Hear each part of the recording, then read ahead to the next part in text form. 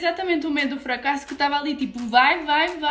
E, tipo, tu podes usar o medo do fracasso para ficar quietinho ou usar o medo do fracasso para te pôr a mexer.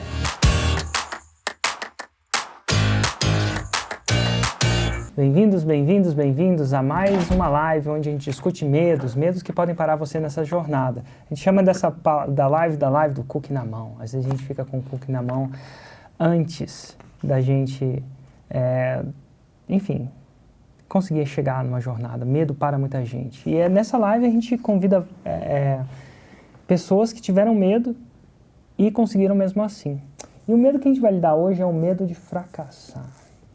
Medo de dar errado. E eu vou ter dois convidados, o Henrique e a Sara, e a Dagiele e o Marcelo, para a gente falar desses medos aqui e discutir isso aqui. Então, eu queria dar super boas-vindas à galera que já está aqui para a gente começar essa discussão. Bem-vindos à live onde a gente vai falar de fracasso ou do medo do fracasso. Deixa eu ver com quem que eu vou começar. Vou começar da direita para a esquerda hoje. Então, tá bom. Henrique e Sara, como é que vocês me conheceram? Então... acho que tu conheceste primeiro, né? Eu conheci primeiro, tá? Eu acho que tu tava fazendo aquela série de vídeos de 365 dias ainda, né? E eu lembro do vídeo que tu fez divulgando que tu ia começar a fazer isso. E eu lembro que naquela época eu te associava muito a desenvolvimento pessoal, tá? Não, era bem novo, eu tenho 26 anos, então faz bastante tempo. Eu não conhecia o mercado digital ainda, mas eu sempre tive uma vontade de empreender. Empreender. Nunca consegui me ver trabalhando para alguma outra pessoa, ou enfim. Aí eu comecei a buscar algo mais nessa área digital. E eu lembro que naquela época eu me associei com umas pessoas que conheciam o Fórmula. Só que eu não entendia absolutamente nada do que era a fórmula de lançamento. Só que de tanto te assistir, eu comecei esse cara sabe o que ele fala, ele sabe o que ele faz, os depoimentos e tudo mais. Então, eu não tinha dinheiro para comprar o Fórmula naquela época, então eu me associei a algumas pessoas que tinham. E aquelas pessoas faziam lançamentos. Só que, cara, elas não seguiam o Fórmula, só que eu não entendia, porque eu não tinha o Fórmula, nunca tinha estudado, então na minha cabeça eles sabiam o que estavam fazendo. Tanto que a gente ficou uns 3, 4 anos naquele vai e vem de lança e cria empresa daqui e faz reunião dali, mas nunca de fato a gente conseguiu ter retorno com isso. E eu só fui entender que aquelas pessoas não seguiam o Fórmula mais pra frente, quando eu comecei a me aprofundar um pouco mais e perceber que, eu preciso disso, né? Eu não preciso dessas pessoas, eu preciso saber fazer, porque eu percebi que com elas eu só perdia tempo. Então eu te conheci muito cedo, já na faculdade, fazia arquitetura e eu lembro que eu tinha um colega lá que também não queria ganhar dinheiro, não queria necessariamente fazer arquitetura. Então até a gente conversou. Vamos fazer alguma coisa digital. Eu conheço um negócio de SMS, ele me disse. Então a gente comprou uma franquia de SMS Marketing e começou a fazer SMS Marketing. E foi ali, tendo mais contato com o mercado digital, que a gente começou a te acompanhar mais. E aí depois aconteceu toda essa história que eu te falei. Acabou que esse negócio também não deu certo, me associei a essas outras pessoas e eu fui buscando cada vez mais, até que eu conheci a Sara. Aí quando eu conheci a Sara, ela já tinha tido contato com o Fórmula também. Quer contar um pouquinho da tua história? Isso, eu conheci-te em 2018. Então eu vim para o Brasil fazer estágio com o Gabriel de Carvalho. Eu sou nutricionista, ainda estava a estudar na altura. Vim fazer estágio com o Gabriel de Carvalho. Ele é faixa preta, para quem não sabe, por isso que eu conheço o nome. Baita faixa preta, né? Então, eu fiquei a estagiar com o Gabriel e eu conheci a Giza. Tá? Fiquei muito amiga da Giza, comecei a ver os lançamentos deles, não é? Eu estava lá com eles, eu lembro-me da Giza mandar-me até o link da jornada Masterclass, já não sei o que é que foi chamado naquele ano, não é? Mas e eu vi, assisti, entendi alguma coisa, mas depois lembro-me até de ir para a casa da Giza, porque nós trabalhávamos 2 vezes por semana, ia para a clínica com o Gabriel. Depois havia outros dias que íamos lá para casa estudar os artigos e tal. E depois houve um dia também que eu fui trabalhar para a casa da Giza e eu lembro-me de ver aqueles computadores todos, os notes, os placares e começar a entender um pouquinho mais sobre o mundo digital, os lançamentos, o Érico Rocha, não é? A Giza falava muito de ti e eu comecei a ver um novo mundo, não é? Até que eu depois voltei para Portugal e eu sentia-me perdida, não é? Porque eu já não queria ir para consultório, eu já só queria alguma coisa digital, mas não sabia o quê, até que na altura, com um sócio, compramos a fórmula e a gente tentou lançar, mas correu super mal, não funcionou a parceria, então ficou de lado, mas eu fiquei sempre com aquela vontade, eu tenho que lançar, até porque via a Giza, não é? O Gabriel, eu trabalhava, cheguei a trabalhar com eles, eu cheguei a produzir conteúdo para o Gabriel, não é? Fazer os carrosséis na altura e tudo aquilo, então estava ali no meio a ver tudo a acontecer. Dava suporte, né, do produto sim, dele. cheguei a dar suporte na Hotmart, a responder aos alunos e tudo, então eu estava ali a ver, meu Deus.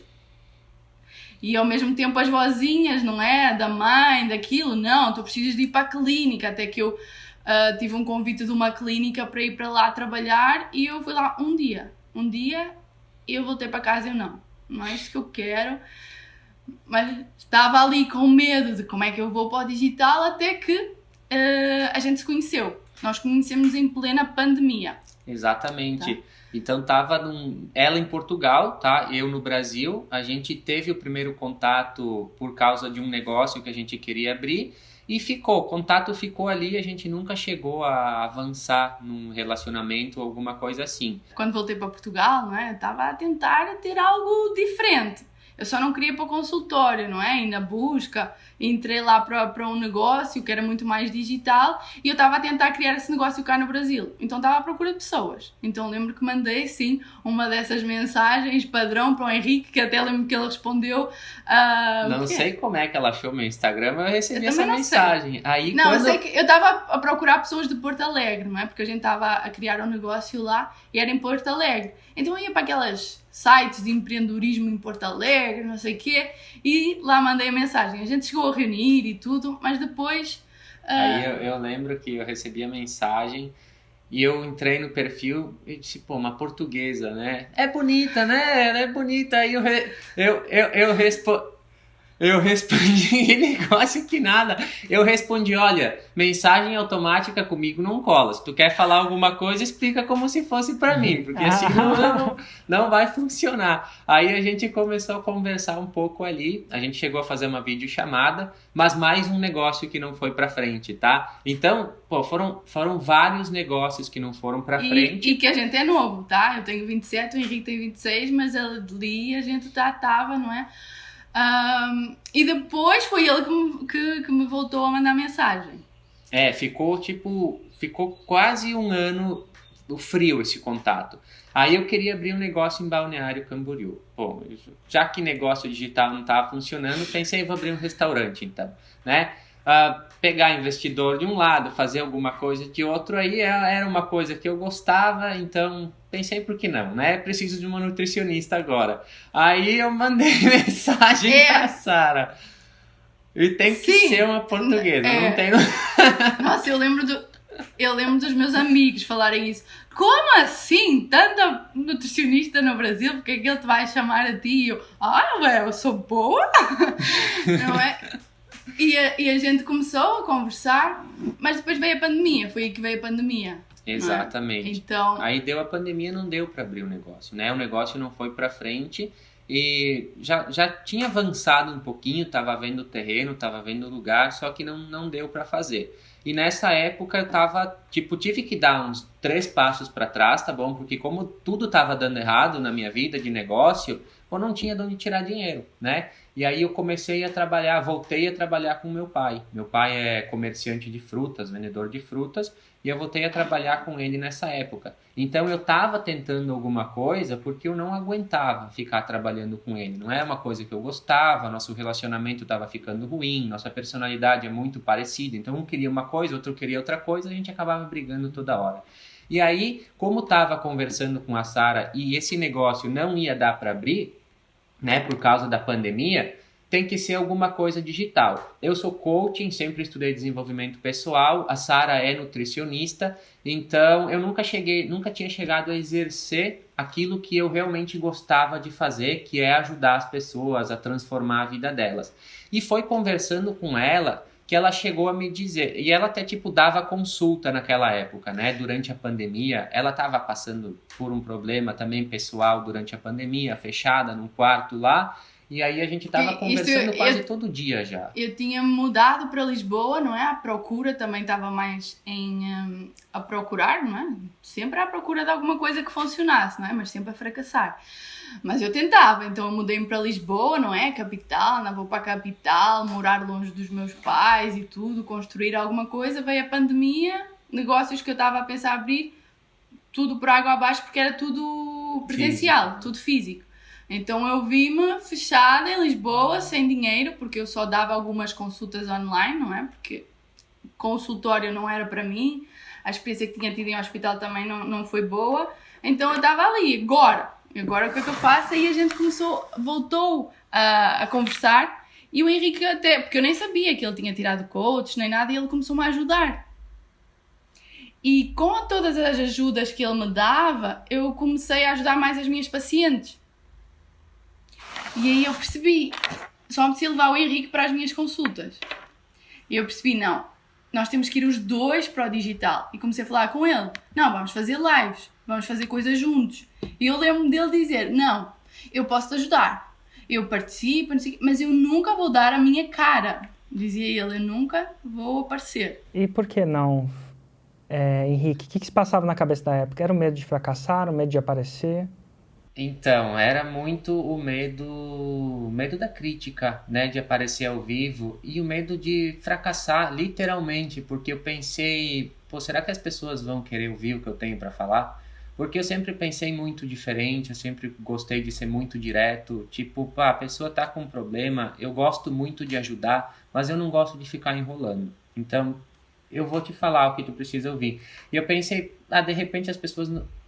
É o papo reto, exatamente. Então, de repente, as pessoas não vão se identificar com o que eu tenho para falar, elas não vão gostar de me ouvir. E eu, dentro de mim, eu tinha uma vontade enorme, enorme mesmo, de fazer isso, de aparecer, de falar, porque é uma vontade que me move. Eu não consigo explicar o porquê, mas eu gosto de fazer isso, eu gosto de falar, eu gosto de ajudar as pessoas. Porém, quando tu falava de aparecer ao vivo, colocar uma câmera na frente, tremia tudo, tremia a perna, tá? E aí ela dizia, não, tu tem que falar, porque tu precisa ajudar as pessoas precisam te ouvir. E eu disse, tá, se tu for, eu vou. Aí a gente começou a fazer junto, né? Eu lembro-me até, nós neste processo fazíamos muitas chamadas por Zoom. E ele estava naquele, não vou aparecer. Eu lembro de pôr a gravar, eu pedi para ele me explicar alguma coisa, porque ele começa a falar e ele não para. Vem alguma coisa e eu pus a gravar o Zoom, e eu daquele Zoom eu fiz nuggets. Eu não sabia. Fiz pequenos cortes, enviei para ele e disse, olha, está aqui, tu consegues. Tá, e começamos assim aos poucos. Interessante isso, falando disso, Henrique. Quando eu comecei, eu também tinha medo de fracassar. E não de fracassar, meu medo não era tipo que o que eu não falava não dava resultado, porque dava. Eu tinha resultado para mim, isso era uma coisa que estava bem resolvido comigo. Mas eu tinha medo de não conseguir ensinar. E eu lembro de, engraçadamente, no meu primeiro evento, que na época foi presencial, né? Não era a época das lives, como é hoje. E eu falei pro Hugo ir junto comigo. Falei, cara, fica lá do meu lado, porque se o bicho der errado, você pega de onde eu parei. Tem uma coisa disso, né? E os meus 2 primeiros eventos foi com ele do lado, porque eu tinha muito medo de... Exatamente. O meu fracassar é de não conseguir transmitir aquilo que eu queria transmitir. De não conseguir explicar, ou de não aterrissar a mensagem. Era tudo muito novo. Era isso que eu pensava, exatamente. Porque eu pensava, tá, eu sei como aplicar em mim, mas eu não sei se eu sei ensinar. Eu não sei se eu vou conseguir conduzir a pessoa para ela ter um resultado. E aí me bloqueava, esse medo me bloqueava muito, né? Eu tinha medo de não ser o suficientemente bom para outra pessoa. Então era um medo do fracasso em relação a outra pessoa. Eu não sei se eu vou conseguir ajudar. Então, no caso, o que aconteceu foi a parceria com a Sara, a insistência, que essa parceria de você devagar começando a fazer junto com ela, que foi o que ajudou a quebrar o seu medo de dar errado? Foi, sem dúvidas nenhuma, porque a gente começou a fazer live junto. Aí a gente pegou, eu tinha que trabalhar com meu pai naquela época, né, porque a gente não tinha zero dinheiro. Quando ela disse que tinha o Fórmula já com uma outra pessoa, só que eles não levaram adiante o lançamento, então ela tinha acesso ao Fórmula, tinha o Fórmula, mas não estava lançando com ninguém. Eu já tinha ouvido falar, já conhecia, já vinha de todo aquele histórico lá de fracasso, umas tentativas, né?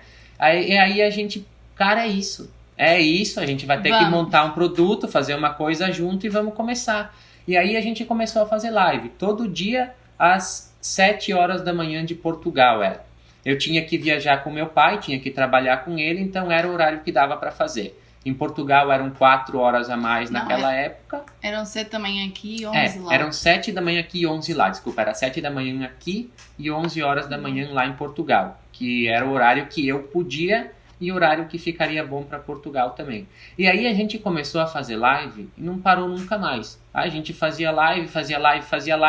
Tanto que no começo a gente falava muito de desenvolvimento pessoal, de mudança de vida. E misturava 300 assuntos, mas tinha que fazer alguma coisa, né? Não podia parar.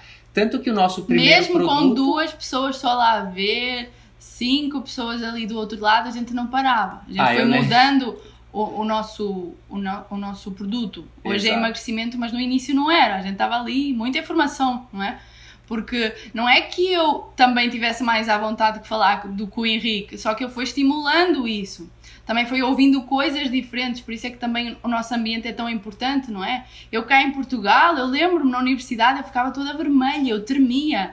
Algumas minhas colegas da universidade devem olhar para mim hoje e dizer, como assim?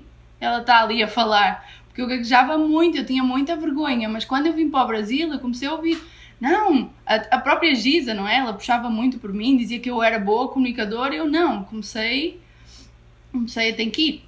Nossa, a Giza fala que você é uma boa comunicadora, porque é. Porque a Giza é um excelente. E quando é que, eventualmente, vocês quebram esse negócio das lives de 5, 2, 3, 4, 5 pessoas vão crescendo? E, eventualmente, quando sai o 6 em 7 para vocês? Quando aconteceu?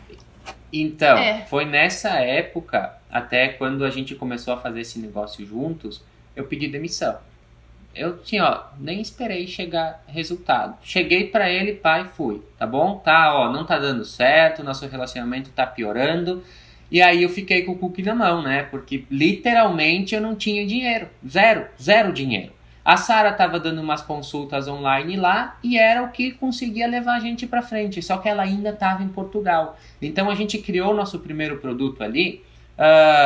Nada a ver com o que ele é hoje, mas a gente fez um lançamento. Fez um lançamento que a gente faturou, acho que R$6.000, mais ou menos, naquela época. Entraram os nossos amigos, né? Um nicho de emagrecimento, né? No nicho não era de emagrecimento ainda. Era meio emagrecimento, meio desenvolvimento pessoal, não sei o que era, tá? Mas fez um negócio lá, achou que era bom e lançou. Aí a gente teve as nossas primeiras vendas, só que o que acontecia? Ainda não tinha dinheiro suficiente, né? E aquele medo, né? O medo de fracassar, ele bateu forte, porque literalmente a gente queimou a ponte, só existia um caminho a seguir. O Henrique teve E precisava dar certo. Ele teve que deixar de trabalhar com o pai e eu tive que voltar para a casa dos meus pais, porque eu já não tinha dinheiro para continuar em Lisboa. Então foi de novo um medo muito grande, não é? E agora? Será que vamos fracassar de novo? Estamos a começar do zero de novo. A trabalhar juntos, não é? Também a gente começou-se a aproximar muito, não é? Começamos a ver que tínhamos que ficar juntos. Então a ideia era o Henrique vir para Portugal na altura, ainda em pandemia, só que as fronteiras fecharam. E até já tínhamos lançamento marcado, o segundo, não é? Para ele vir para Portugal e a gente lançar de novo, as fronteiras fecharam, ele não conseguia entrar em Portugal. Daí a gente está no Brasil hoje. Eu vim para cá, para o Brasil. Aí a gente começou a nossa história, a partir daí a lançar juntos. A gente começou a se envolver profundamente em lançamento. Aí a nossa vida passou a ser lançamento, Lá não tinha outra coisa, não tinha outra opção, não tinha plano B, tem que dar certo isso aqui. E como a gente estava meio que dependente do meu pai, porque estava morando na casa dele, e dinheiro pessoal para nós só tinha o que a Sara dava consulta e não era grande coisa, tá bom? Era mal e mal dinheiro para comer. O dinheiro tinha que vir do lançamento. Tanto que para lançar a gente ia pedindo emprestado para amigo. Ah, me empresta aqui, eu preciso investir, beleza, depois a gente devolvia. Chegou a ter lançamento que a gente empatou o dinheiro, teve que devolver o dinheiro e tipo ficou muito pouco para investir. Mas a gente nunca parou. Até que a gente fez uma live contigo num 747 e tu disse, não, vocês têm que lançar para emagrecimento. Tu é nutricionista, as mulheres querem emagrecer. Isso. Tu falou isso. Aí a gente tava com o carrinho aberto, tá? Tinha feito 0 vendas até então. E tu disse, não, vocês têm que lançar para emagrecimento. Tu ajudou a gente a formular uma Roma lá ao vivo. A gente acertou a Roma. A gente acertou a Roma depois. E no mesmo dia a gente fechou o carrinho, criou um negócio totalmente diferente, um produto de emagrecimento. E na live do dia seguinte já estava falando de emagrecimento. E a partir daí o nosso produto começou a ser o que ele é hoje. Porque a gente evoluiu dentro do nicho de emagrecimento daí. Aí os nossos lançamentos foram escalando. Eu lembro que foram, foi 6 mil, depois foi 25 mil, aí a gente já saiu da casa dos meus pais. Com dinheiro para um mês. Dinheiro para um mês a gente estava na Serra, em Veranópolis, e fomos para Porto Alegre. Já não dava mais, o nosso quarto era assim, a gente vivia para lançar, vivia dentro do quarto. E a gente precisava de sair e nós combinamos, ok, o dinheiro está apertado, mas assim que a gente tiver um pouco, a gente sai. E fomos com o dinheiro contado para um mês e para lançar. Então o lançamento tinha que dar certo. Aí era uma mistura de um medo de não dar certo, porque sim, dava muito medo de não dar certo, porque literalmente a gente tinha medo para um mês, só que tinha um medo muito maior. Que era o medo de não viver a vida que a gente queria viver. Porque eu olhava para o meu pai, olhava para o trabalho dele, olhava para a vida deles. E, cara, tem que trabalhar, senão tu não ganha. Tu tem que fazer exatamente aquilo todos os dias, senão tu não ganha. Aquela vida quadrada não era concebível na minha mente. Então o medo de viver uma vida que nem eles vivem era muito maior do que o medo de eu ir bater a cara, ter que voltar ou ter que ficar sem comer alguma coisa durante um tempo. Então a gente, com a mínima oportunidade que deu para sair, a gente saiu e disse, não, a gente vai botar o pé. A gente vai botar o pé e vai dar certo. A gente só tem que confiar. Porque, cara, sempre que eu confiei deu certo. Mas eu não consigo ver o futuro. Mas eu consigo ver o presente, eu consigo saber o meu potencial de fazer dar certo. E sempre quando a gente deu o passo, eu nunca fiquei na mão, a gente nunca ficou na mão, nunca faltou dinheiro, nunca faltou nada. De algum lado vem. Sempre. De algum lado vem, tu só tem que se mover. Quando tu se move, dá certo. E foi quando a gente se moveu que a gente teve um lançamento de 24 mil, mais ou menos. E nossa, aquilo para nós, cara, mudou a vida já, a gente começou a dar certo e era só a faísca que precisava. Com 24 mil a gente conseguia comer, conseguia pagar o aluguel de pelo menos mais 2 meses, que era o que a gente precisava até o próximo lançamento, então dava para investir um pouquinho. Nossa, acho que até o 6 em 7, até o primeiro 6 em 7 era assim. Foi assim. Era dinheiro contado para comer e para lançar. Comer, lançar, ter dinheiro e... Era a nossa vida. Eu acho que vocês deviam escrever um livro, Comer, Lançar e Rezar. Boa, porque depois do segundo lançamento a gente já foi para Florianópolis. Do segundo lançamento a gente já foi para Florianópolis com 30 mil, dinheiro contadinho para pagar o aluguel, só que a gente pensou, a gente tá pagando aqui em Porto Alegre, não tem praia, a gente gosta de praia, se é para pagar a mesma coisa, ter o mesmo custo, vamos para Floripa. Aí a gente foi, vamos para praia. E aí a gente fez mais um lançamento de 30 mil lá. 30 mil, dava para pagar o aluguel de novo, né? Dava para investir um pouco no lançamento, dava para comer, tinha tudo contado. Não podia investir mais porque literalmente não tinha mais para investir. Aí depois de 2 lançamentos de 30 mil, a gente ajustou muito o nosso fórmula. Eu até sempre digo, os primeiros lançamentos, a gente seguia o fórmula achando que estava seguindo fórmula, mas não estava seguindo coisa nenhuma. Acho que 35%, 40% era o que o fórmula diz, o resto a gente achava que estava fazendo certo. Por quê? ouvia live de um, live de outro, lançamento de outro, era informação de tudo que é lado. Tu acha que tá seguindo o Érico quando tu não tá seguindo o Érico, porque tu olha pro teu lançamento e tá uma bagunça aquilo lá. Então, vamos deixar de seguir todo mundo, vamos proteger muito bem o nosso ecossistema aqui, o nosso ambiente foco, aqui, né? E só existe uma coisa, Érico Rocha. Então, a gente segue tudo que o Érico vai falar a partir de agora. Comer, rezar, lançar e ouvir Érico. Era a nossa vida. E eu até falo pra ela, as pessoas não levam 7 lançamentos para fazer um 6 em 7. As pessoas levam 7 lançamentos para aprender a seguir a fórmula. Essa que é a verdade. Porque os primeiros 4, eu duvido que a pessoa está seguindo 100% daquilo. Porque senão um 6 em 7 viria antes. É fato. Quando tu começa a seguir, e a gente começou, alinhou todos os nossos CPLs, começou a distribuir, começou a fazer live todo dia. Aí todo dia a gente começou a fazer live junto. A gente tinha perfis separados, juntou os 2 perfis, criou um só live todo dia junto. O 6 em 7 veio no próximo lançamento lá em Florianópolis. Então de 35 mil foi em julho, não foi? Sim. Foi em julho. A gente lança em Portugal, não lança no Brasil, tá? Então o verão lá é em julho. Não, foi em setembro. Depois a gente fez foi de novo. Foi em setembro, isso. Foi finalzinho de verão lá, a gente fez o 6 em 7. Saiu de 35 para 106 mil. E aí depois do 6 em 7, a gente fez outro lançamento. E aí foi o de outubro, aí foi 6 em 1, foi 135 mil. Em outubro. Gente, que história, né? E medo do fracasso bate mesmo. E aqui é a prova viva que se você se joga o chapéu do outro lado do mundo, você exatamente. Acho que era exatamente o medo do fracasso que estava ali, tipo, vai. Tipo, tu podes usar o medo do fracasso para ficar quietinho ou usar o medo do fracasso para te pôr a mexer. É que então, nem tu fala do milho, o né? medo do fracasso vai o quê? Faz 2 lives, faz mais conteúdo. O milho tá na frente, mas o milho tá atrás também. Então não dá pra dar ré, não se inventa disso, né? Tanto que, a gente voltou a visitar o meu pai e os meus pais umas 2 vezes lá pro sul, né?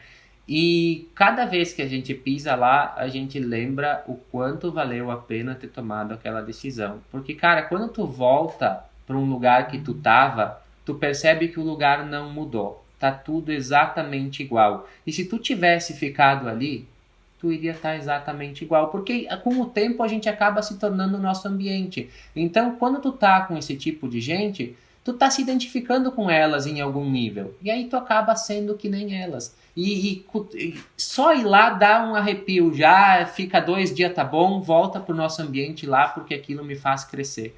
Então dá para perceber o quanto valeu a pena ter arriscado, ter colocado o peito na frente e não olha para trás, só existe um caminho, porque, cara, sempre dá certo no final. O tempo vai passar. Se tu fizer por ti, se tu fizer por aquilo que tu quer, pelo objetivo que tu tem, o tempo vai passar e tu vai ter o resultado. Se tu ficar dando desculpa, o tempo vai passar igual. Só que tu não vai ter o resultado. E deixa eu mudar um pouco, obrigado, e deixa eu mudar um pouco para da Giele e Marcelo. Vocês tiveram medo de fracassar, gente? Como é que foi isso para vocês? Como é que isso ocorreu para vocês? Primeiro, qual o nicho de vocês, de onde vocês estão falando e como é que ocorreu esse medo para vocês? Bom, eu, Érico, era bancária, ganhava 10 mil por mês, estava na minha 24, com 26 anos de idade, mais ou menos, já era gerente de investimento. Eu tinha ficado muito endividada, passei quase 3 anos e meio tentando sair da dívida.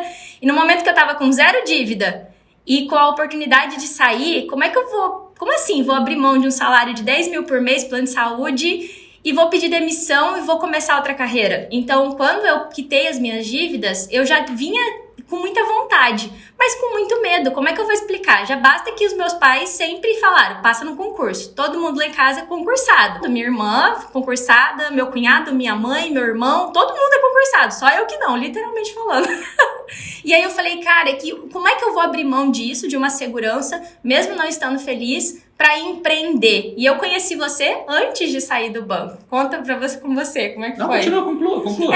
Mas a história foi, eu pensava muito, eu nem cogitava ir pra internet. Eu queria pedir demissão e falei, vamos ver, eu pensava assim, vou fazer uns atendimentos, talvez você assessora de investimento, vou bater lá numa empresa de investimento para continuar fazendo o que eu tô fazendo fora do banco, mas quando veio uma moça daqui de Cuiabá, que era blogueirinha, literalmente, ela era conhecida como blogueirinha, tirava foto de bolsinha e começou a lançar, e eu falei, eu preciso falar com essa menina, ela era sua aluna. né? Aluna do Fórmula de 2015. E aí ela falou, você precisa conhecer o Érico. E aí eu vejo você com os olhos esbugalhados, porque eu vou ter a vida do meu chefe. Se eu continuar aqui no banco, eu vou ter a vida do meu chefe. E eu realmente ia ter a vida do meu chefe. Destino de bancária ser superintendente, era meu próximo chefe. E eu tinha sido secretária da superintendente, novinha. Eu lembro da vida dela. E eu falei, eu não quero ter a vida dela.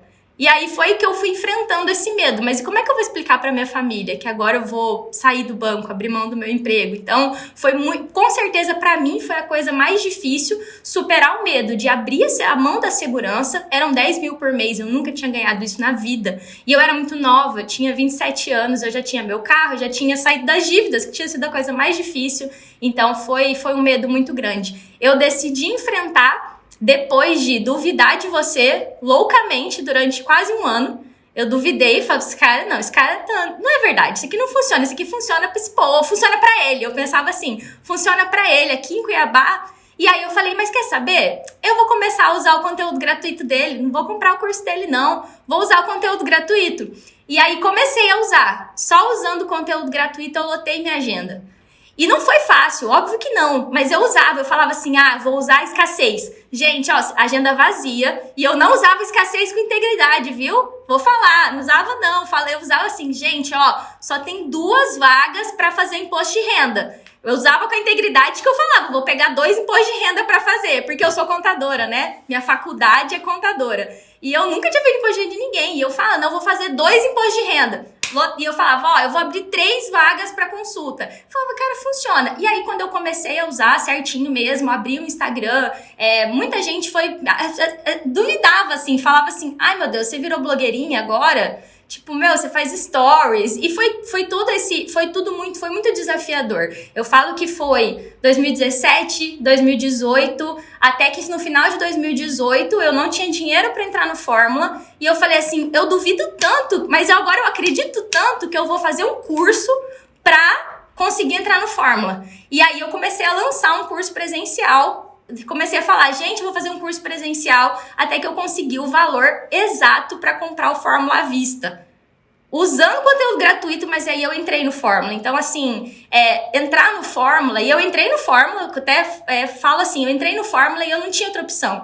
Eu fechei o escritório que eu tinha local. Eu falei, eu não vou mais trabalhar presencial, eu não vou mais atender ninguém, eu vou focar no Fórmula. Só que aí tinha o medo de novo. Na verdade, o medo me acompanhou em todo o caminho. Porque aí eu ia fechar o escritório e ia vender curso online, numa cidade que aqui era eu e mais algumas pessoas que faziam. Tanto que o Marcelo me conheceu porque ele falou, aquela maluca ali, eu aplico Fórmula. De um jeito estranho, errado, mas ela aplica o Fórmula. Foi assim que ele me conheceu. E aí eu fechei tudo e em 2 meses fiz meu primeiro lançamento e fiz 10 mil reais. Lançamento de semente, mexendo no ClickPage sozinha, fazendo tudo sozinha. Minha transmissão, eu peguei uma sala emprestada de alguém aqui, de uma agência de publicidade. Eu falei, me empresta seu escritório à noite pra eu fazer uma live, porque da minha casa não tem internet, não tem fibra ótica em Cuiabá, né? Então, assim, e foi essa loucura. Então, superar esse medo foi isso, de ir pro Fórmula. Essa foi a minha história, assim, de me tornar sua aluna. E eu brinco muito que tá aqui hoje é muito difícil, porque você fica assim, meu Deus, como que eu demorei? Era pra estar aqui há muito tempo, inclusive, né? Mas eu demorei muito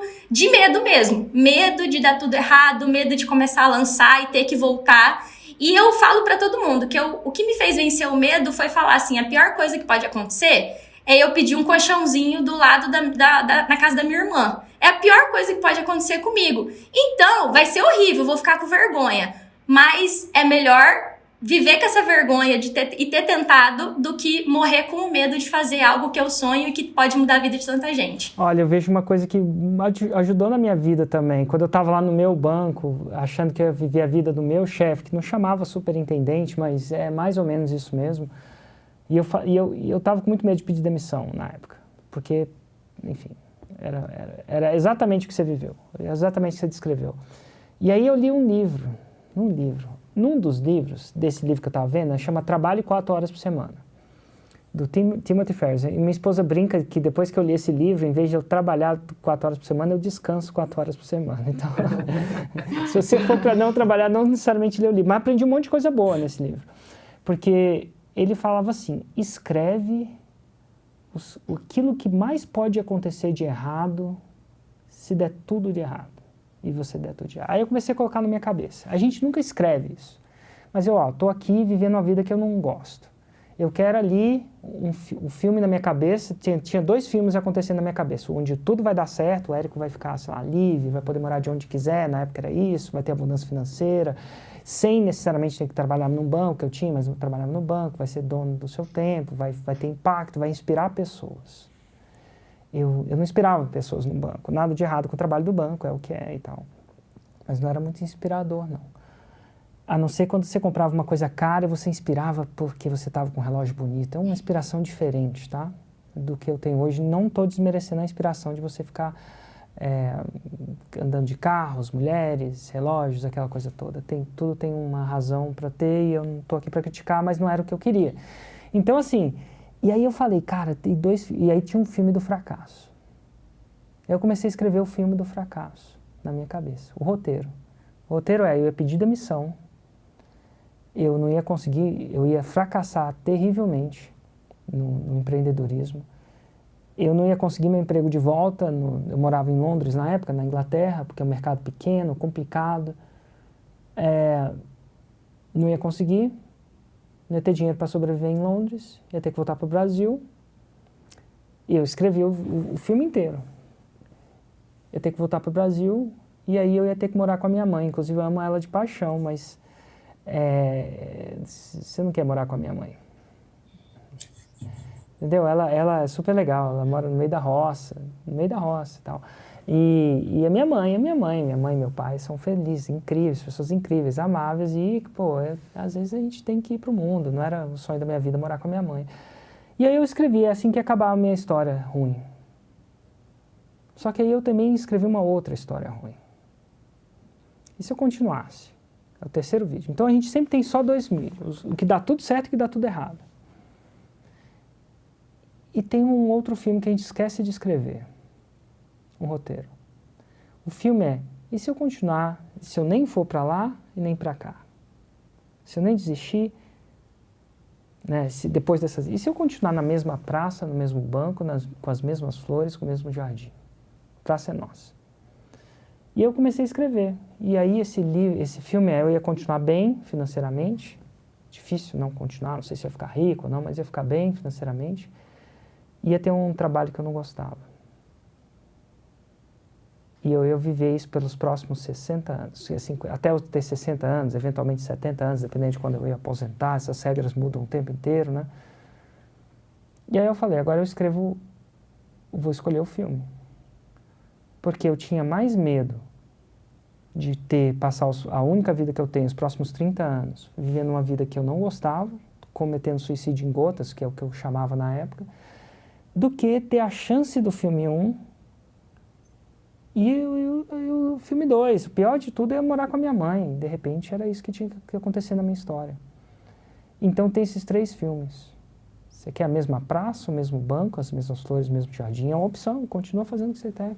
Você quer a possibilidade do filme dar certo, onde você coloca... E o pior que pode dar errado é aquilo. Morrer de fome eu não iria. Minha mãe ia dar lugar. Ela tinha a casa dela tinha um quarto. Então, assim, eu eventualmente iria poder recomeçar, mas definitivamente eu estava abdicando do filme de ter a mesma praça, o mesmo banco, as mesmas flores, o mesmo jardim. Aquela ideia, e eu fui. Então é interessante isso, os 3 filmes que a gente faz na nossa cabeça, eu vejo classicamente isso acontecendo com você, principalmente que você trabalha em banco também, a gente se relaciona em relação a isso, né? Bem simples. E vocês, chegaram ao 6 em 7 depois disso? Conta aí, Má, um pouquinho da sua história e conta já do 6 em 7, porque eu brinco com todo mundo, né? Ia vir só a Dage, eu falo, 6 em 7 só existe porque esse maluco aqui olhou pra mim e falou, ela é doida, mas ela vai fazer, ela só precisa fazer o Fórmula, porque o que ela faz é alguma coisa, mas não é o Fórmula. E aí a gente se encontrou por causa disso e deixar ele contar aí o restante da história. Eu trabalhei por 15 anos na Honda. E eu construí minha vida profissional quase que como você também, sabe? Eu ia até brincar, eu sou um pouco como você, eu só queria ter uma vida boa. Então eu comecei na Honda como vendedor externo de consórcio mesmo, aqueles de bate-porta, sabe? Quer comprar uma moto, enfim. E tudo que eu sonhava dentro da empresa era chegar na presidência, chegar na diretoria executiva. E eu quase cheguei lá. Né? Eu cheguei à gerência geral aqui em Cuiabá. E quando eu cheguei lá, eu descobri que eu não queria ter a vida dos meus diretores. Eu não queria ter a vida do meu chefe. 15 anos depois de empresa. Então, em abril de 2018, eu peço demissão. Né? Minha esposa percebeu que eu não estava bem, eu sento para conversar com ela, ela vira para mim e ela fala assim, ó, se a gente tiver que dividir uma marmita, para mim tá bom. E era só o que eu precisava ouvir dela. Né? Então, em abril de 2018, eu peço demissão. Eu fui desligado, efetivamente, em fevereiro de 2019. Então, levou 10 meses minha transição. Porque contrataram novos gerentes, até treinar, colocar a empresa para rodar. E tudo que eu sabia é que eu não queria mais concessionária da minha vida. E eu saí, literalmente, joguei o chapéu do outro lado do muro, sem te conhecer, sem ter opção. Eu não tinha opção. Eu não sabia o que eu ia fazer. E aí, março ou abril, você aparece na minha frente, atrapalhando meus vídeos do YouTube, né? Dizendo que era possível fazer 100 mil em 7 dias. E eu duvidei, mas eu sempre fui muito cético e muito teimoso. Isso faz parte da minha história, sabe? E eu falei, cara, truco, da onde? Fazer 100 mil reais em 7 dias numa concessionária com Honda, que tem 85% do mercado. É um parto para você levantar 100 mil reais, me aparece um maluco dizendo que vai fazer isso em 7 dias. É quase que chamar todo mundo de burro. Mas eu falei, vou lá assistir a masterclass dele, vou lá ver. E aí na hora que eu vi CPL1, eu vi sozinho. Eu falei pra minha esposa, você precisa ver esse cara. Ela não deu muita moral, não. Aí a gente eu assisti CPL2 e CPL3, ela viu, né? E aí na segunda-feira abre o carrinho e eu compro o Fórmula. Nesse momento eu tinha dinheiro, porque eu tinha o acerto dos 15 anos que eu fiquei na Honda. Mas o medo de dar um passo errado era muito grande. Até porque na hora que de tomar essa decisão eu tive que acordar ela. Falar, hein, vem cá comigo, porque se for para entrar eu preciso do seu apoio de novo. E aí eu começo efetivamente a estudar o Fórmula em junho de 2019. E eu comecei com outro projeto. Eu fiz uma lista com 10 possíveis experts, 10 pessoas que poderiam ser experts, e as 10 me disseram não. Mas uma atrás da outra, sabe? Eu sentava e falava, cara, tem um projeto legal, a gente pode crescer e tal, e um não atrás do outro. E aí o medo bate, porque eu sou o homem da casa, o homem tem muito disso, né? Pelo menos eu tenho muito disso. Eu preciso dar sustento para a família, eu preciso dar sustento para a esposa, eu preciso pagar as contas, e o dinheiro estava começando a acabar. E todo mundo me dizendo não. Até que eu me lembro da Fran, que não é uma outra pessoa de um outro projeto de artesanato, e eu faço a proposta para ela topa na hora. Em outubro a gente faz o primeiro semente. O primeiro semente a gente faturou 84 mil reais. O que era para ser só uma venda deu um baita de resultado. Né? E a gente vai para o Fórmula ao vivo. Só que nesse meio do caminho, eu conheci a Dagi pelas redes sociais aqui de Cuiabá. E observando o que ela fazia, eu falei, cara, essa menina ela aplica o Fórmula. Do jeito que ela falou, é tudo errado, mas ela de alguma forma ela aplica o Fórmula. E aqui não tinha quase ninguém que conhecia o Fórmula. E eu tava me sentindo muito sozinho, porque eu não tinha com quem conversar, eu não tinha quem pudesse olhar para o que eu estava fazendo e validar aquilo que eu estava fazendo. Então eu falei com ela, ei, vamos tomar um café? E o engraçado é que nessa época ela não tomava café com ninguém, ela não aceitava convite de ninguém, era quase que intocável, sabe? E aí ela topa tomar um café comigo. Falou, eu também tô aplicando Fórmula e eu tô perdido, eu queria que você olhasse, eu já tô vendo que você tá aí há algum tempo, olha pro meu projeto e vê o que tá errado. Quando ela olha pro meu projeto de artesanato, ela fala, cara, você tá muito melhor do que eu. Você que precisa me ensinar. Falei, é eu que tô precisando de ajuda. Eu já tava com raiva do Fórmula, eu já não queria mais aplicar o Fórmula. Eu falava assim, não, aqui em Cuiabá ninguém sabe fazer Fórmula, tem ninguém pra me ajudar aqui, eu não sei fazer tudo sozinha. E ele me fala isso. E nesse momento ela tava quase desistindo. Ela tava tão cansada já de testar errado, de fazer errado, que ela tava quase desistindo. Aí a gente vai pro Fórmula ao vivo, o último Fórmula ao vivo, em dezembro de 2019. Né? E lá a gente decide que a gente ia fazer uma sociedade. Então a gente vai, a partir de agora, a gente vai lançar junto, vai caminhar junto. E aí nós fizemos 3 lançamentos em 2020. No meio da pandemia. No meio da pandemia. Reformulamos tudo, reformulamos Honda. Enfim, a gente aplicou o Fórmula, literalmente.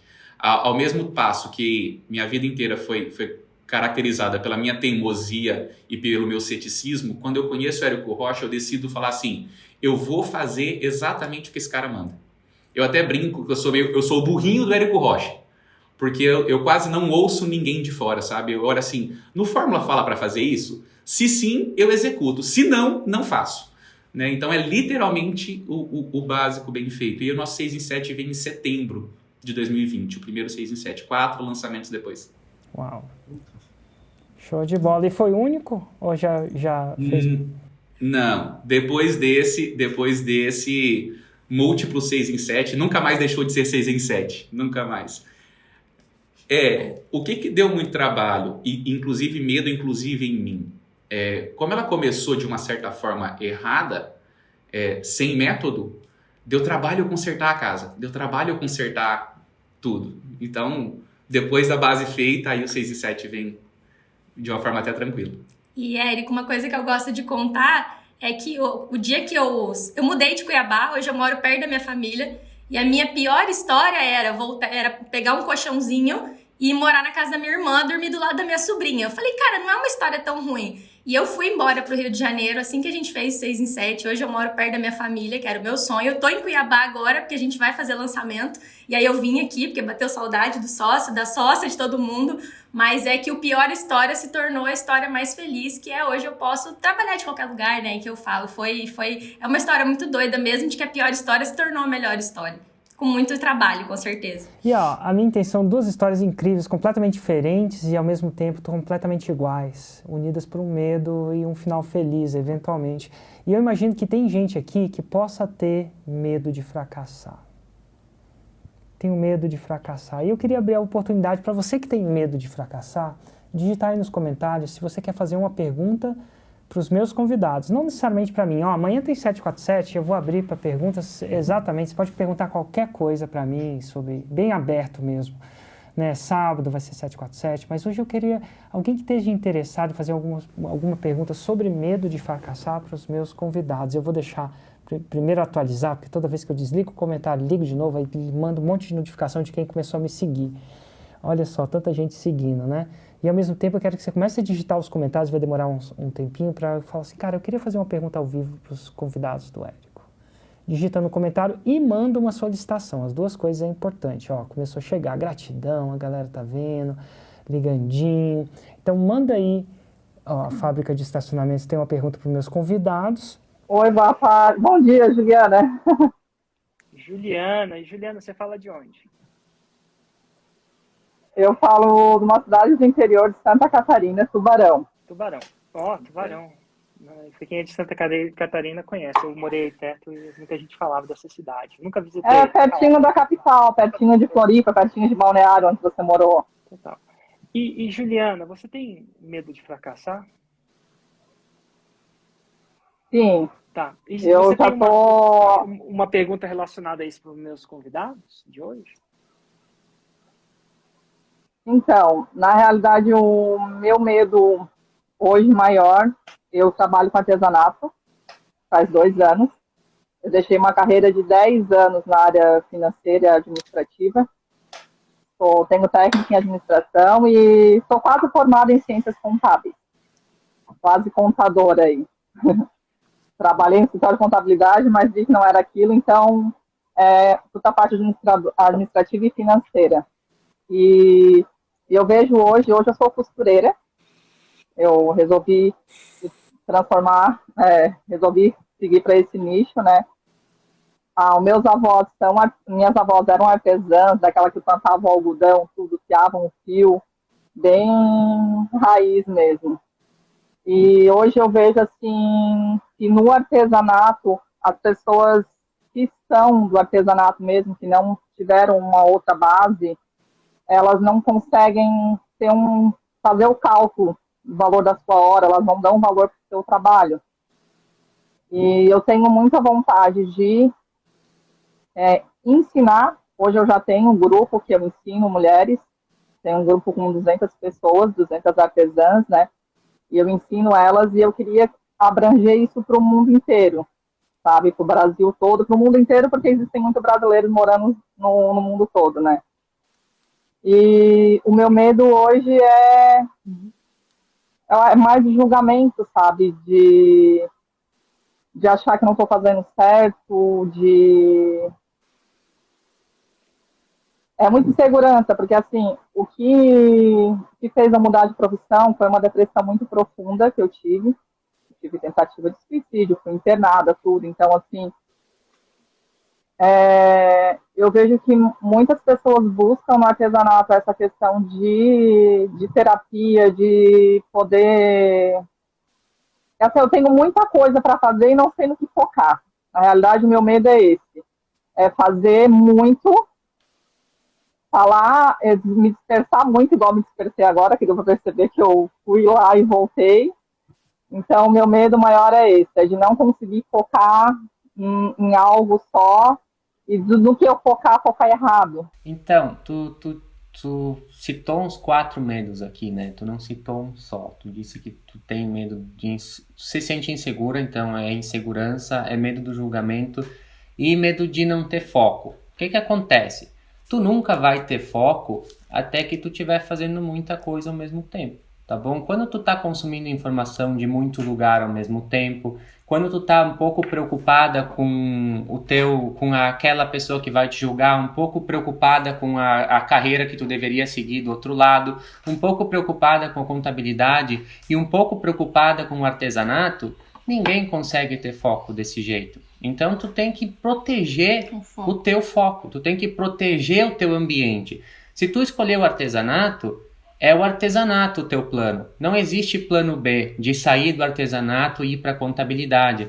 Porque quando tu começar a focar no artesanato, tu vai virar a mulher do artesanato. Então tu só se preocupa com aquelas pessoas que tu tá ensinando. Julgada, tu vai ser igual, tá bom?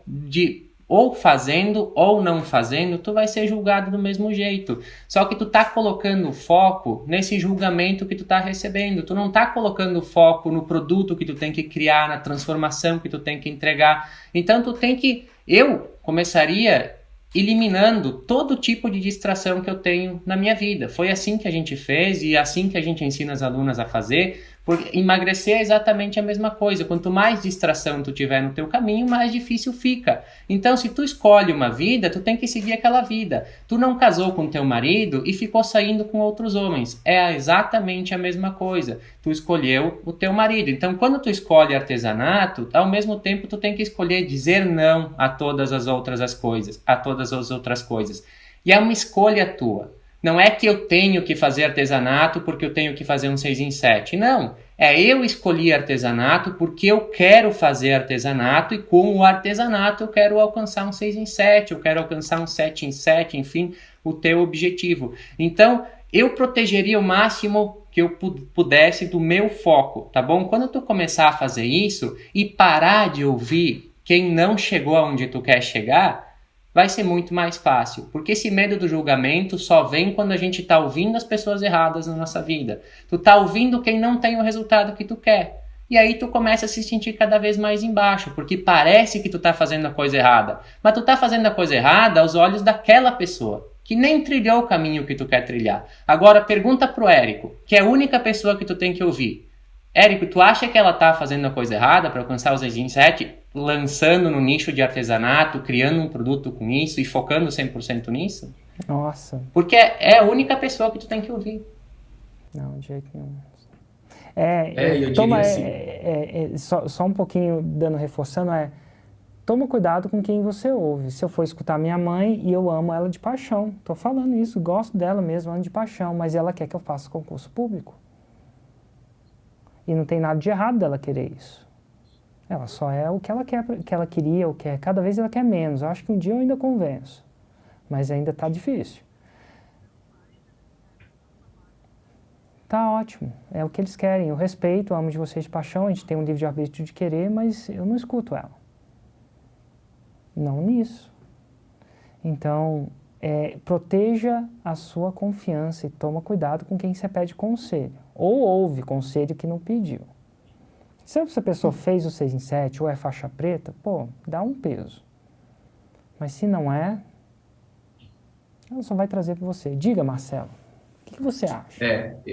Eu sou do nicho de artesanato também, né? Meu primeiro projeto foi com artesanato. E o primeiro 6 em 7 veio no segundo lançamento. E de lá para cá também múltiplo 6 em 7. O medo que ela tem é muito natural. Eu também senti esse medo. Como é que eu explico pro meu pai e para minha família e amigos, que toda a minha carreira profissional foi desmontada e agora eu vou ensinar mulheres a fazer laço para cabelo de criança. Né? O julgamento era natural, tanto é que as pessoas que eu conversei no começo, todo mundo me chamou de louco. Você tá maluco, cara. Vai gerenciar outra loja, é isso que você sabe fazer. Vai fazer lacinho. Mesmo depois de 6 em 7, a gente já tinha dinheiro para comer, por exemplo. O meu pai vem nos visitar aqui em Cuiabá, minha família toda é de Rondônia, e da minha esposa também. E meu pai fez uma compra do mês, sabe? Ele foi no mercado e fez uma compra como se a gente não tivesse dinheiro para comer. Ele estava preocupado com isso. E até hoje ele não entende muito bem. Ele sabe que eu trabalho com internet, mas ele não entende muito bem. Ele é funcionário público federal, o foco dele é outro, né? O que eu diria para você em relação a esse medo que eu também senti é assim, você precisa ter um mentor, ter alguém para você ouvir, ter alguém para seguir, sabe? É igual aprender a andar de carro. Quando você tá com o instrutor da autoescola do teu lado, você se sente mais seguro em dirigir aquele carro, ainda que você não saiba. Mas você tem alguém para te orientar, você tem alguém para te dizer, você tá errando aqui, vira para a direita, vira para a esquerda. A partir do momento que você tem alguém do seu lado que te guia nesse caminho, o medo vai continuar, só que vai ser muito mais fácil de não parar. O medo ele vai existir o tempo todo. A gente vai entrar no lançamento agora. Você acha que eu não tô com medo? Tô com medo. Mas eu tenho quem seguir, eu tenho quem escutar, sabe? Quando vem uma dúvida, cara, abre o Fórmula de novo. E eu tô falando sobre ter um mentor, não tô nem falando, tem que ser o Érico, né? Mas encontre uma pessoa que você escute e que te guie no caminho. O importante é só não parar, né? A história do Henrique com a esposa dele é incrível. E o que trouxeram eles até aqui? Cara, eles não pararam. A história do Érico, mesma coisa. Chover, né? Exatamente. Até chover, exato. Essa live, nós ouvimos na tua live e nós falamos isso muito para as nossas alunas. É tipo dançar até chover. Conta pra Juliana, caso ela não tenha visto a live, o que significa dançar até chover, né? Então, falam que a dança dos índios, né? A dança da chuva, que sempre que os índios dançam, chove. Mas não é porque não é nenhum milagre, não é porque eles fazem ali alguma coisa, não, é porque eles dançam até chover. Então nós temos que dançar até chover. A gente usa muito isso. Eles não dançam para chover. Essa que é a diferença. Se tu lançar para fazer um 6 em 7, tu vai se frustrar, tá bom? Porque tu não vai fazer na primeira, talvez não faça na segunda, talvez não faça nem na terceira. Essa que é a verdade, tá? Talvez leve mais tempo, talvez menos, talvez mais, tu nunca sabe quanto tempo vai levar. Mas se tu lançar para fazer um 6 em 7, é muito fácil tu se frustrar, porque tu só fica feliz quando vem o 6 em 7. Agora, se tu lançar até fazer um 6 em 7, vai ser muito mais tranquilo o processo. Porque, não tá bom agora, mas tá beleza, eu tô no processo, tu vai melhorando, vai dar medo todo o lançamento, sempre vai ter alguma coisinha que tá errada, que vai ter que ajustar, mas se tu ficar querendo fazer tudo perfeito de primeira, tu não vai nem fazer o 6 em 7, nem lançar, não vai acontecer nada. Então, foca naquilo que tu tem que fazer agora, no primeiro passo que tu tem que dar e vai, até chover. Porque eu tenho certeza, quando chegar no 6 em 7, tu vai querer mais. Então, é só seguir o processo, para de se preocupar com todo o resto na tua vida. E acho que essa necessidade, temos que procurar foco, temos que ser pessoas focadas. Não, nós temos mais que proteger o nosso foco. E acho que proteger foco também é proteger a nossa vontade, proteger aquilo que está aí dentro e que te diz não, vai por ali, tá? Porque nós temos que proteger a nossa vontade, aquilo que nós queremos, temos que proteger o nosso foco, proteger o objetivo que queremos. Eu queria ver também o que a Dag tem para falar para a Juliana. O que você daria? O que você falaria para ela? Eu falo sempre que, mesmo conhecendo Fórmula, mesmo indo no Fórmula ao vivo antes da pandemia, vendo aquele monte de gente, quando eu voltava, era meu computador meia boca, meu celular que a bateria esquentava. Eu lembro quando a bateria do Érico esquentava, eu falava que não era tão ruim assim meu celular, porque até a do Érico esquentava. E o meu 6 em 7 demorou muito. O meu 6 em 7 demorou muito, por minha responsabilidade, né? Porque eu não apliquei a fórmula. E isso que eu me emocionei aqui com ela falando de continuar, fazer até dar certo, né? A gente usava muito esse fazer até dar certo. Não existia a opção de não dar certo, não existia a opção de eu ir para um escritório de contabilidade, não existia a opção de eu voltar a fazer qualquer coisa. Eu mirei naquilo e por mais que eu comprei o Fórmula em outubro de 2018, eu conheci o Érico no final de 2016, eu fiz 6 em 7 em setembro de 2020. Foram quase 4 anos até o 6 em 7, por minha responsabilidade. Quando eu apliquei o Fórmula, demorou 4 lançamentos. Mas quando você... E a gente sabe viver com 2 mil, com 3 mil reais, e o 6 em 7 não é sobre dinheiro. É sobre você. Hoje eu falo pra todo mundo, eu consigo tudo que eu quiser, porque eu consegui, não porque porque o 6 em 7 me mostrou que se eu fizer até dar certo, e eu acreditar, mesmo quando até hoje as pessoas não acreditam, e falam isso mesmo, tipo, com o que você trabalha? Até hoje, é até hoje, não vai chegar um dia que alguém vai falar, talvez, porque nosso trabalho é diferente, e é artesanato, nossa, você vende pra quem tem dívida, todos esses comentários vão vir, mas se você entende que você é capaz de ajudar uma outra mulher, como eu vejo aqui, né, no produto de artesanato, mulheres que não tinham nenhuma perspectiva a conseguir trabalhar de casa, gerar renda, quando você mudar a vida da primeira pessoa, que você já deve ter alguém, nada mais te para. Coisas vão acontecer, mas se você tiver esse caminho, estiver num ambiente, né? Quando eu me coloquei num ambiente de pessoas que lançavam, as outras pessoas que eram estranhas. Quem não lança, pra mim, que é estranho. Eu falo pra todo mundo que pra mim quem tem restaurante é que é estranho. A gente que tem um negócio digital é que é certo. É uma brincadeira que eu falo. Eu sempre vou no restaurante e eu falo assim, meu Deus, eu nunca teria um restaurante. Então, é que você possa utilizar um pouquinho das nossas histórias para que você se inspire. Aí em Tubarão, eu conheço sua cidade, tem uma menina que lança aí, que eu sou fã dela e é da sua cidade. E eu nem conhecia a sua cidade. Então, assim, que você se inspire e faça até dar certo. Acho que é isso, né? Dance até chover. Dance até chover. E com isso a gente termina de hoje. Espero que você tenha gostado das dicas e algumas delas aterrissem para você, Juliana. Um grande abraço.